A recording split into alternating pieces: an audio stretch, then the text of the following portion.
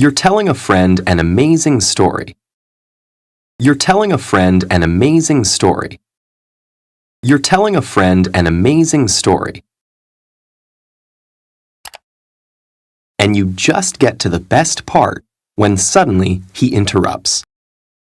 And you just get to the best part when suddenly he interrupts. And you just get to the best part when suddenly he interrupts. The alien and I, not me and the alien. The alien and I, not me and the alien.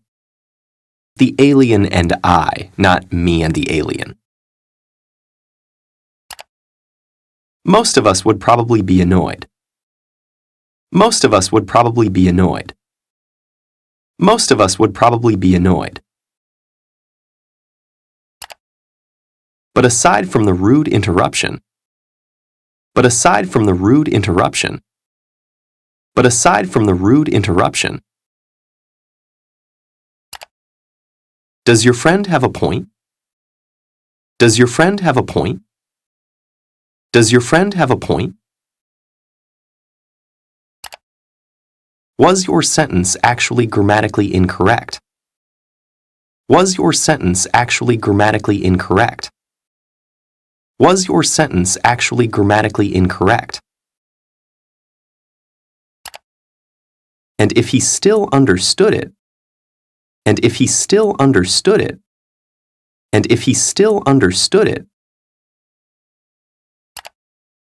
why does it even matter? Why does it even matter? Why does it even matter? From the point of view of linguistics, from the point of view of linguistics, from the point of view of linguistics, grammar is a set of patterns for how words are put together to form phrases or clauses. Grammar is a set of patterns for how words are put together to form phrases or clauses. Grammar is a set of patterns for how words are put together to form phrases or clauses. Whether spoken or in writing. Whether spoken or in writing. Whether spoken or in writing. Different languages have different patterns. Different languages have different patterns. Different languages have different patterns. In English, the subject normally comes first. In English, the subject normally comes first. In English, the subject normally comes first.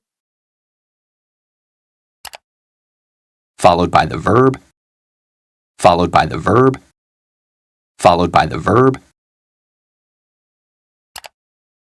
and then the object, and then the object, and then the object. While in Japanese and many other languages, while in Japanese and many other languages, while in Japanese and many other languages, the order is subject, object, verb. The order is subject, object, verb. The order is subject, object, verb. Some scholars have tried to identify patterns common to all languages. Some scholars have tried to identify patterns common to all languages. Some scholars have tried to identify patterns common to all languages.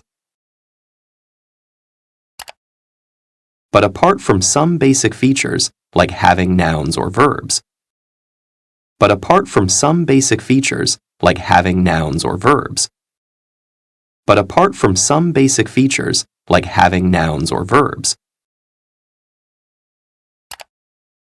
few of these so-called linguistic universals have been found. Few of these so-called linguistic universals have been found. Few of these so-called linguistic universals have been found. And while any language needs consistent patterns to function,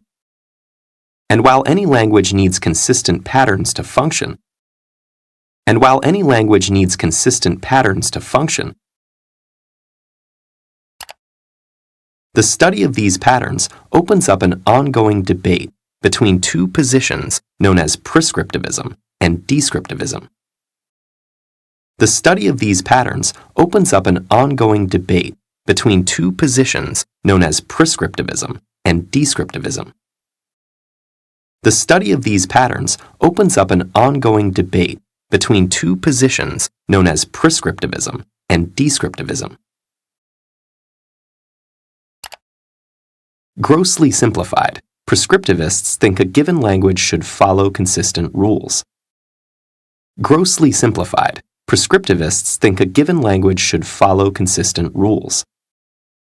Grossly simplified, prescriptivists think a given language should follow consistent rules. While descriptivists see variation and adaptation as a natural and necessary part of language. While descriptivists see variation and adaptation as a natural and necessary part of language. While descriptivists see variation and adaptation as a natural and necessary part of language. For much of history, the vast majority of language was spoken. For much of history, the vast majority of language was spoken. For much of history, the vast majority of language was spoken. But as people became more interconnected and writing gained importance, but as people became more interconnected and writing gained importance, but as people became more interconnected and writing gained importance, written language was standardized to allow broader communication and ensure that people in different parts of a realm could understand each other. Written language was standardized to allow broader communication and ensure that people in different parts of a realm could understand each other. Written language was standardized to allow broader communication and ensure that people in different parts of a realm could understand each other. In many languages, this standard form came to be considered the only proper one. In many languages, this standard form came to be considered the only proper one. In many languages, this standard form came to be considered the only proper one. Despite being derived from just one of many spoken varieties. Despite being derived from just one of many spoken varieties. Despite being derived from just one of many spoken varieties. Usually that of the people in power. Usually that of the people in power. Usually that of the people in power. Language purists worked to establish and propagate this standard by detailing a set of rules that reflected the established grammar of their times.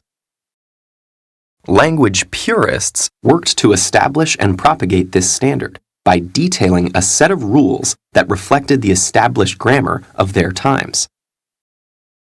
Language purists worked to establish and propagate this standard by detailing a set of rules that reflected the established grammar of their times. And rules for written grammar were applied to spoken language as well. And rules for written grammar were applied to spoken language as well. And rules for written grammar were applied to spoken language as well. Speech patterns that deviated from the written rules were considered corruptions, or signs of low social status. Speech patterns that deviated from the written rules were considered corruptions, or signs of low social status. Speech patterns that deviated from the written rules were considered corruptions, or signs of low social status.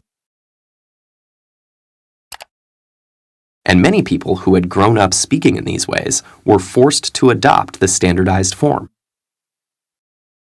And many people who had grown up speaking in these ways were forced to adopt the standardized form. and many people who had grown up speaking in these ways were forced to adopt the standardized form. More recently, however, linguists have understood that speech is a separate phenomenon from writing, with its own regularities and patterns. More recently, however, linguists have understood that speech is a separate phenomenon from writing, with its own regularities and patterns. More recently, however, linguists have understood that speech is a separate phenomenon from writing, with its own regularities and patterns. Most of us learn to speak at such an early age that we don't even remember it. Most of us learn to speak at such an early age that we don't even remember it. Most of us learn to speak at such an early age that we don't even remember it. We form our spoken repertoire through unconscious habits, not memorized rules. We form our spoken repertoire through unconscious habits, not memorized rules. We form our spoken repertoire through unconscious habits, not memorized rules. And because speech also uses mood and intonation for meaning, and because speech also uses mood and intonation for meaning, and because speech also uses mood and intonation for meaning, its structure is often more flexible. Its structure is often more flexible. Its structure is often more flexible. Adapting to the needs of speakers and listeners. Adapting to the needs of speakers and listeners. Adapting to the needs of speakers and listeners. This could mean avoiding complex clauses that are hard to parse in real time. This could mean avoiding complex clauses that are hard to parse in real time. This could mean avoiding complex clauses that are hard to parse in real time. Making changes to avoid awkward pronunciation. Making changes to avoid awkward pronunciation. Making changes to avoid awkward pronunciation. Or removing sounds to make speech faster. Or removing sounds to make speech faster. Or removing sounds to make speech faster. The linguistic approach that tries to understand and map such differences without dictating correct ones is known as descriptivism. The linguistic approach that tries to understand and map such differences without dictating correct ones is known as descriptivism. The linguistic approach that tries to understand and map such differences without dictating correct ones is known as descriptivism. Rather than deciding how language should be used, rather than deciding how language should be used, rather than deciding how language should be used, it describes how people actually use it. It describes how people actually use it. It describes how people actually use it. And tracks the innovations they come up with in the process. And tracks the innovations they come up with in the process. And tracks the innovations they come up with in the process. But while the debate between prescriptivism and descriptivism continues, but while the debate between prescriptivism and descriptivism continues, but while the debate between prescriptivism and descriptivism continues, the two are not mutually exclusive. The two are not mutually exclusive. The two are not mutually exclusive. At its best, prescriptivism is useful for informing people about the most common established patterns at a given point in time. At its best, prescriptivism is useful for informing people about the most common established patterns at a given point in time. At its best, prescriptivism is useful for informing people about the most common established patterns at a given point in time. This is important not only for formal contexts, but it also makes communication easier between non-native speakers from different backgrounds. This is important not only for formal contexts, but it also makes communication easier between non-native speakers from different backgrounds.